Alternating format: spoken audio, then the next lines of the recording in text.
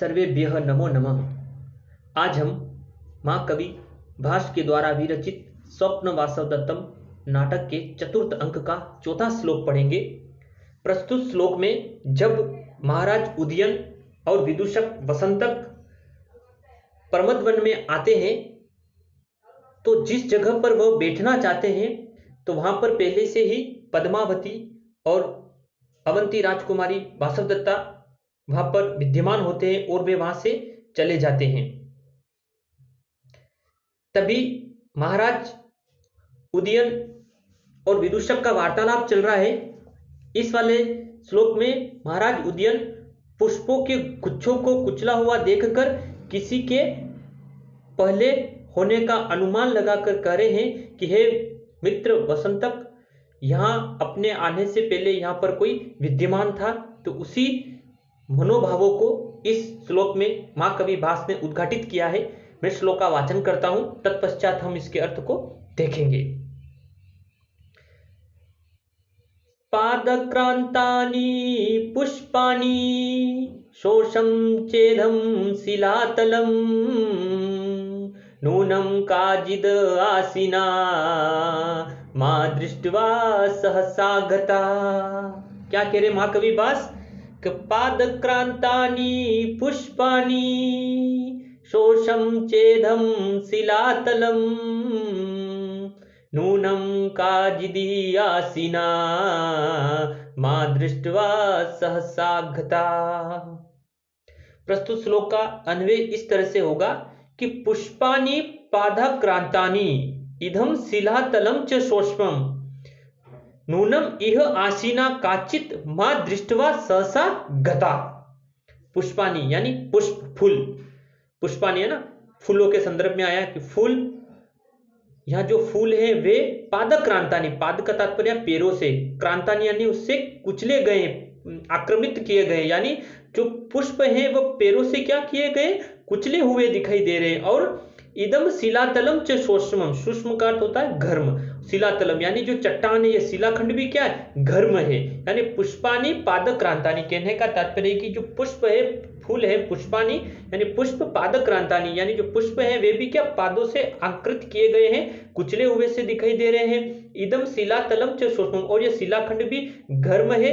नूनम इह यानी नूनम शब्द यहाँ पर अव्यय पद है, नूनम यानी निश्चय ही, इह यानी यहाँ पर आसीना, यानी कहने का तात्पर्य कि आसीने हैं बैठे हुए, काचिद यानी कोई, माम दृष्टवा यानी मुझे देखकर, यानी हमें देखकर, मुझे देखकर, सहसा गता अचानक से यहाँ से चले गए या चली गई है। कहने का तात्पर्य कि अगर कोई व्यक्ति विशेष अगर बगीचे के अंदर जाता है तो उसके जो पुष्प लताओं से घिरे हुए नीचे होते तो पैरों से वे कुचल जाते हैं, है ना। इसी संदर्भ में महाराज उदयन अनुमान लगा रहे, उत्प्रेक्ष अलंकार की छटा विद्यमान है, संभावना प्रकट कर रहे हैं कि पुष्पाणि पादक्रांतानि यानी जो पुष्प है पादक्रांतानि यानी पैरों से कुचले हुए हैं। इदम शिलातलम, और ये जो शिलाखंड है जो शोषम यानी यह भी क्या है, उष्णता को लिए हुए, यह भी घर्म है। और नूनम इह यानी निश्चित रूप से, यह आसीना यानी यहाँ पर बैठा हुआ, काचित यानी कोई, माम दृष्टवा यानी हमें देखकर, सहसा गता यानी हमें देखकर यहाँ से चला गया है। इस तरह से महाराज उदयन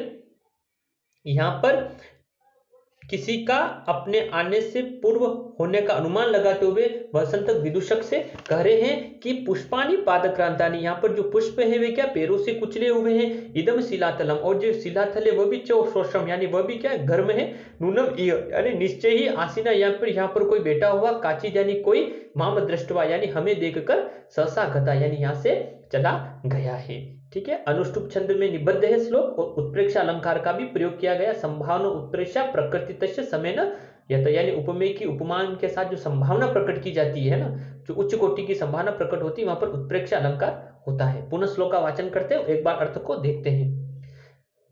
पादक्रांतानि पुष्पाणि शोषं चेदं शिलातलम् नूनं काचिद् आसीना मा दृष्ट्वा सहसा गता। पुष्पाणि पादक्रांतानि यानी जो पुष्प है पादक्रांतानि यानी पैरों से कुचले हुए हैं। इदम शिलातलम च शोषम, और ये शिलाखंड भी क्या है, घर्म है। नूनम इह यानी निश्चय ही, इह यानी यहाँ पर आसीन यानी बैठा हुआ, काचित यानी कोई, माम दृष्टवा यानी मुझे देखकर, सहसा गता यानी अचानक से यहाँ से चला गया है। इस तरह से महाराज उदयन अपने आने से पहले किसी के होने का अनुमान करते हुए अपने मित्र वसंतक विदूषक से ये बात कहते हैं।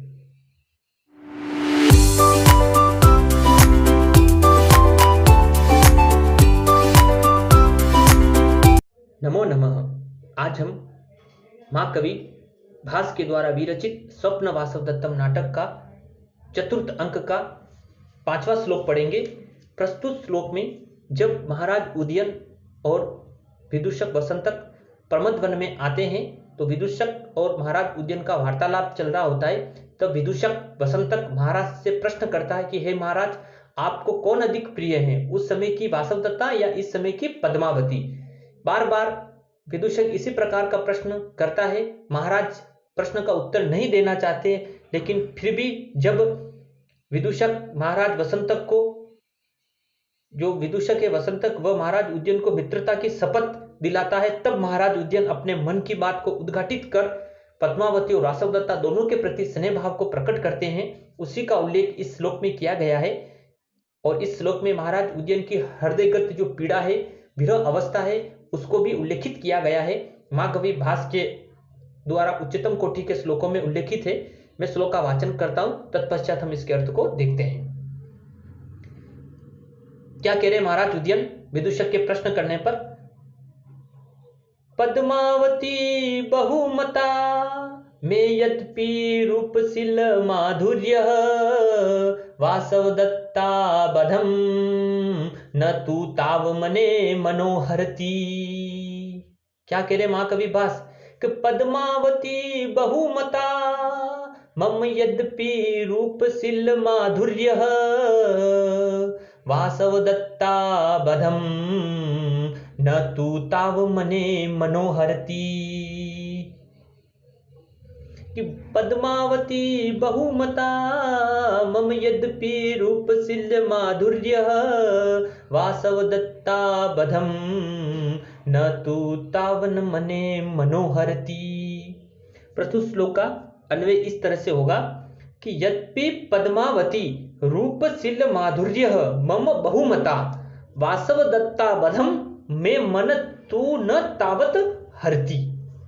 क्या कह रहे महाराज उदयन की यद्यपि यानी यद्यपि पद्मावती यानी मगधराज की पुत्री जो पद्मावती है वह क्या है? रूपशील माधुर्य यानी रूप और सच्चरित्रा और मधुरवाणी आदि गुणों के कारण मम यानी मुझ उदयन को बहुमता यानी बहुत अधिक प्रिय है, मेरा उसके प्रति बहुत अधिक स्नेह भाव है। लेकिन फिर भी क्या है? वासवदत्ता बधम यानी वह वासवदत्ता में आसक्त बंधे हुए यानी वासवदत्ता में आसक्त में यानी मेरे मन यानी मन को तो न तावत हरती यानी मेरे मन को उतना अधिक प्रभावित नहीं कर पाती है, उतना अधिक आकृष्ट नहीं कर पाती है।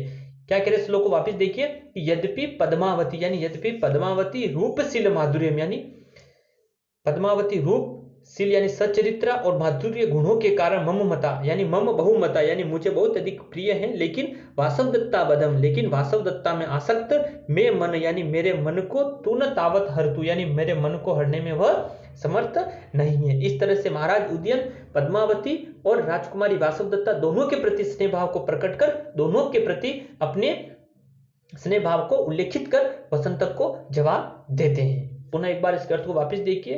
क्या कह रहे महाराज उदयन की यद्यपि पद्मावती रूपशील माधुर्य यानी यद्यपि पद्मावती रूपशील और माधुर्य के कारण मम बहुमता यानी मुझे बहुत अधिक प्रिय है, लेकिन वासवदत्ता बधम यानी लेकिन वासवदत्ता में आसक्त में मन यानी मेरे मन को तू न तावत हरती यानी मेरे मन को उस तरह से वह हरण करने में समर्थ नहीं है। इस प्रकार से महाराज उदयन विदूषक के इस प्रश्न का उत्तर नहीं देना चाहते थे, लेकिन मित्रता की शपथ दिलाने पर उन्होंने अपने मन की बात कही गई थी। इस संवाद के द्वारा हमारे जो नायक है इस नाटक के महाराज उदयन की विरहगत हृदयगत पीड़ा को उभारने का महाकवि भास ने इस श्लोक के माध्यम से प्रयास किया है। प्रस्तुत जो ये श्लोक है वह आर्य छंद में निबद्ध है। तो पुनः एक बार इसका वाचन करते हैं और फिर इसके अर्थ को एक बार और देखते हैं। क्या कह रहे महाराज उदयन कि पद्मावती बहुमता मम यद्यपि रूपशील माधुर्य वासवदत्ता बधम न तू तावन मने मनोहरती। कि यद्यपि पद्मावती रूपशील माधुर्य यानी यद्यपि पद्मावती रूपशील और माधुर्य के कारण मम बहुमता यानी मुझे बहुत अधिक प्रिय है, लेकिन फिर भी वासवदत्ता बदम यानी वासवदत्ता में आसक्त मैं मन यानी मेरे मन को तू न तावत हरती यानी मेरे मन को उस तरह से हरण करने में समर्थ नहीं है। इस तरह से महाराज उदयन पद्मावती और वासवदत्ता दोनों के प्रति स्नेह भाव को प्रकट कर अपने मनोगत भावों को प्रकट करते हैं।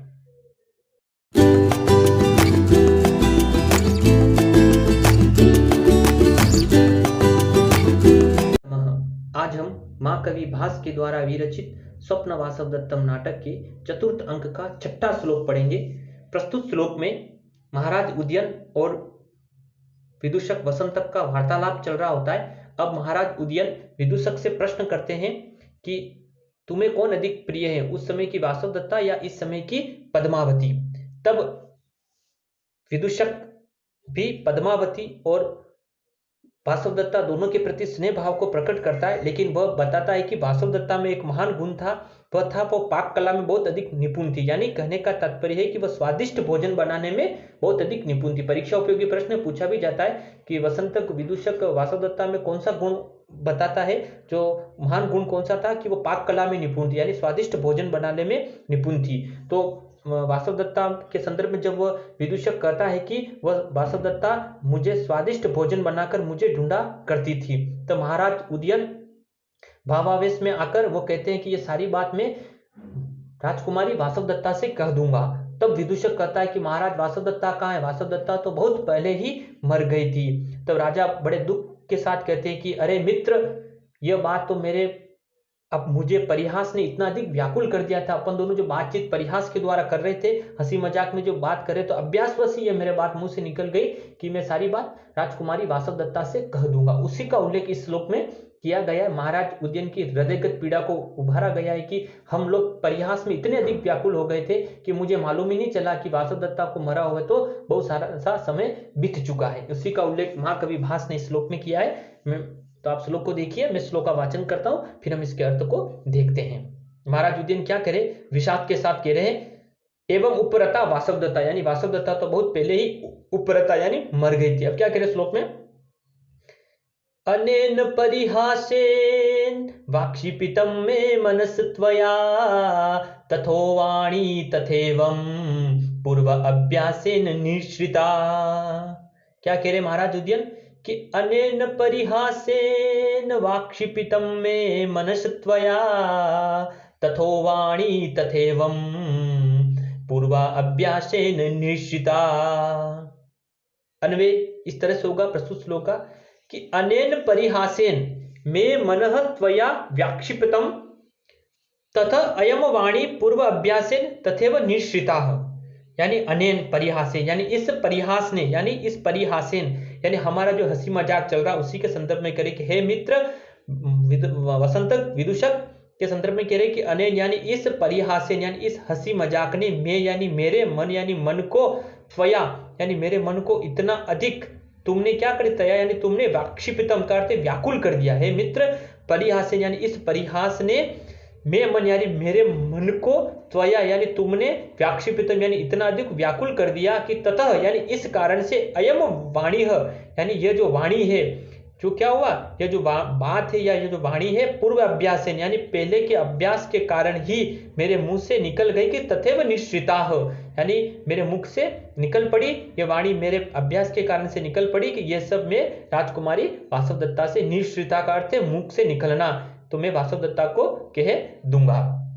क्या कह रहे महाराज उदयन वापिस देखिए अर्थ को कि अनेन परिहास यानी इस परिहास यानी इस हंसी मजाक से मैं मन यानी मेरे मन को यानी मैंने हृदय को त्वया यानी तुमने वाक्षिपितम यानी इतना अधिक व्याकुल कर दिया कि तथा यानी इस कारण से यम वाणी यानी ये जो वाणी है जो क्या हो गई पूर्व अभ्यास यानी पूर्व के अभ्यास के कारण तथैव निश्रिता यानी मेरे मुख से उसी तरह से निकल पड़ी कि यह सब मैं महारानी वासवदत्ता को कह दूंगा।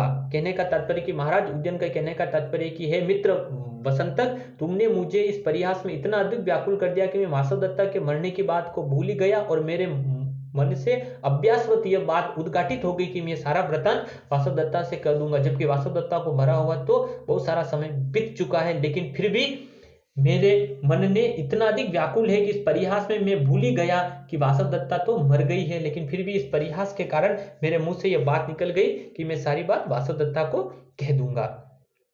प्रस्तुत श्लोक में इस तरह से महाराज उदयन का वासवदत्ता के प्रति दृढ़ मूल अनुराग प्रतीत कराने का महाकवि भास ने प्रयास किया है। साथ ही में इस जो श्लोक है वो अनुष्टुप छंद में निबद्ध है।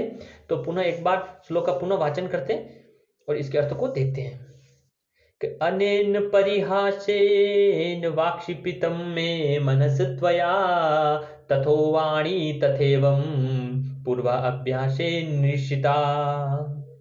कि अनेन परिहासेन यानी इस परिहास ने, इस हंसी मजाक ने मे मन यानी मेरे मन को त्वया यानी तुमने वाक्षिपितम यानी इतना अधिक व्याकुल कर दिया कि तत यम यानी इस कारण से यह वाणी पूर्व अभ्यास यानी मेरी जो यह वाणी है पूर्व के अभ्यास के कारण तथैव निश्चिता यानी मेरे मुख से निकल पड़ी कि मैं सारी बातें क्या है वासवदत्ता को कह दूंगा। इस तरह से महाराज उदयन अपने हृदयगत पीड़ा को उल्लेखित करने का प्रयास करते हैं। इस श्लोक में महाकवि भास ने यही बताने का प्रयास किया है।